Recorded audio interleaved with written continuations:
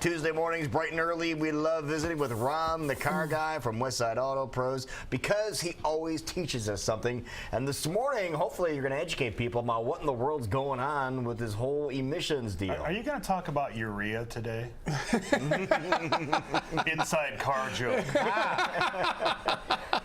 Diesel exhaust fluid. No, we're not going to talk about that today, but what I am going to try to do, because some people have asked me, is it's been in the news a lot over the last few weeks, is the Volkswagen emissions scandal. And I don't have a hotline to the Volkswagen Corporation in Germany to call and get the full. Even if you did, you don't speak German. Exactly, so, yeah. Exactly. I was going there next. You called them and you say, hey, can you make any comment? And they said, 9! 9. Yeah, they're going to make 9 comments? I wanted 10.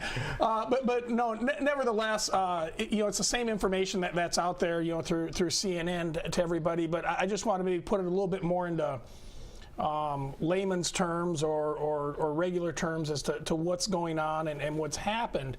And first off, I mean, this affects only their diesel-powered vehicles. Okay, so right now, let's eliminate the majority of the vehicles they produce. Correct. Okay. Currently, it's only focused on the diesel vehicles, and we've all seen it evolve, over the years. I remember when I was a kid, you'd follow a semi truck down the interstate, and I mean, there'd be black smoke just bellowing out of there and stuff like that.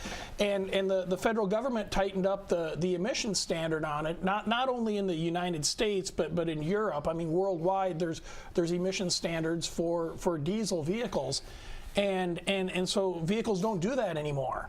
And they've had to become more efficient in the emissions department, to where they didn't bellow out the black smoke and all the other nasty stuff that came from the emissions. And they've done it in a variety of ways, but it's come at an expense. I mean, vehicles have diesel particulate filters, which are huge filters that filter the exhaust. And they're self-cleaning to some point, but on some vehicles, we replaced one on a Mercedes the other day. It was almost $7,000. Oh, wow! For the parts, so it's come at a huge expense for these vehicles, and companies have struggled with meeting the emission standards, and of course the reason people buy diesel vehicles, and you can probably attest to this, you get 30% or better fuel mileage out of them. I mean, and they're reliable. I mean, at least certainly during the majority of their initial life. I mean, they require very little in the way of maintenance and repairs and stuff like that. And then from a towing standpoint, if you're looking at like a pickup truck or something, you can't beat the torque. So there's a lot of good reasons to buy I drove diesels. a Volkswagen diesel a few years ago. It was a great car. I've said it on the show before that TDI diesel that Volkswagen uses in the VWs and Audis. I thought, and still do think, it's one of the best diesel powered vehicles out there. I mean, they're quiet. They don't smoke. They run phenomenal. I mean, they work really well. But therein came the problem. I was going to say, so where'd they go wrong? Whenever manufacturers design and build a vehicle, I mean, they have to go through testing, emissions testing. If it's sold in the U.S., they go through EPA testing. If it's sold in Europe, they go through European emissions testing. And what Volkswagen did, and they've admitted to this, or at least according to the news stories, is they came up with basically a defeat device. And what reports have shown is they've built into the software the ability for the computer to detect that it was being tested for emissions, because there's certain steps that it goes through, certain engine speeds and different stuff like that when they're actually testing the emissions out of the tailpipe. And so their computer was able to detect that it was being tested for emissions, and it would switch to a different mode in the software. So, okay, now we have to make it legal. Exactly. It would switch to a different mode in the software. But just on the vehicle that was being tested. Correct. At the time it was being tested. Yeah. It would clean up, and the emissions would be good, and it would pass. And then it would go back out onto the road, and it would go back to the main default program where the vehicle emissions were reported somewhere between 10 and 40% higher. It's like my kids. When I'm in the room, they behave, and as soon as I leave the room, they start pounding on each other, and there's crying, and when I'm there, they're good. Exactly. Did you get your kids from Volkswagen? I may have. I might Okay. have checked, yeah. Now, one of the ways it was explained is if you were getting your vehicle tested and they plugged the machine in to check your vehicle, when they plugged that machine in, the computer would switch over, everything was fine. But as soon as you unplug that machine, it'd say, okay, we're not being tested anymore, let's go back to normal. Boom, it'd go back to normal. And it's just simply because they didn't think they could pass any of the tests. The vehicles wouldn't pass. They wouldn't test, not Yeah. think, they So wouldn't. why wouldn't they make them so they could pass? Well, and that's, I guess, the million-dollar question. But it's reported that, and it's been proven by other manufacturers that in not passing the emissions, they can get better fuel mileage out of the vehicles, and they can give them better performance. So now comes the fix to all this. Right. What are they going to do to fix it? And currently, the understanding is that they're working on new software for the computers. I mean, they don't have to replace engines and stuff like that. They can fix it through computer Just reprogram software. it. Exactly, because they can make it pass through computer software programming. Wow. But the unknown is, what's it going to do as far as affecting how the vehicles drive and operate, and the fuel mileage and Why stuff. would you go have that done? From here on out, we're going to follow the rules. I'm not taking mine in for the new software upgrade. No, it's fine. And so it brings about a lot of questions, or at least to those of us. I can't talk this morning. Those of us in the auto industry.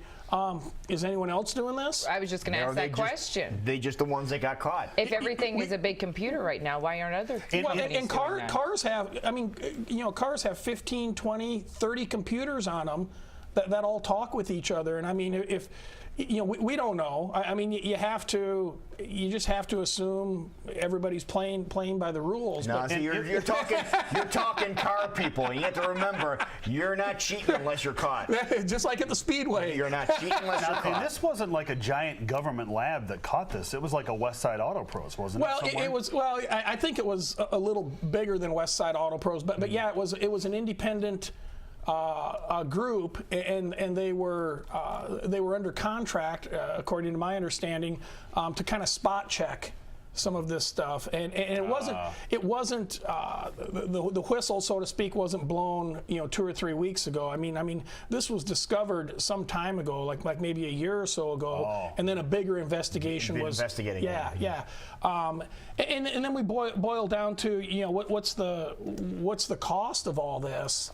And according to some of the news reports, Volkswagen has set aside $7.3 billion with a B? with a B, $billion to correct this issue, under recalls and stuff like that.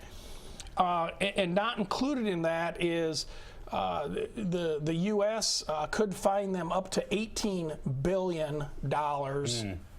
For violating and causing this problem. But one thing people don't realize is Volkswagen as a whole. I mean as a car company, which is going to include Volkswagen, Audi, Porsche, all their flagship brands. Volkswagen's the largest auto manufacturer in the world. Oh. We don't see it here because they don't sell as many cars in the U.S. But you go over to like Western Europe, and 1 out of every 4 vehicles sold comes from the Volkswagen family. Wow. So like GM is over here? Exactly. So I mean, they've certainly been growing in the U.S. and I think they make some great cars. They do. And I'm still in love with that diesel they have in their vehicles, and it really, as a car owner, if you own one of those vehicles, currently it has no impact on you. I mean, you still have the same car. It's not a safety issue. It's still driving and going down the road the same. At some point, they're going to want to correct, the emissions aspect on By it. that time, it's time to get a new car. Well, and we don't know. I mean, maybe they'll work hard and come up with some kind of a software engineering program that doesn't affect you as the consumer and how the car operates and drives. But like you had said, Jackie, why did you find the workaround in the first place? Right. So it'll be interesting to see it unfold. But the end user that's driving the car right now, it has no impact on them other than the manufacturer's going to need to step up and take care of things. I read yesterday that they're trying to blame it on the CEO and one engineer. Yeah, like as two if people total. As if two people could have guys. done all that. All right, You know, now, if you I have- was thinking about that on the way over here. As an engineer, all of a sudden you come up with it and you don't get approval. All right, if you have any other questions car related, get a hold of Ron. There's his phone number, or You can go to askronthecarguy.com. I'll answer any questions you have.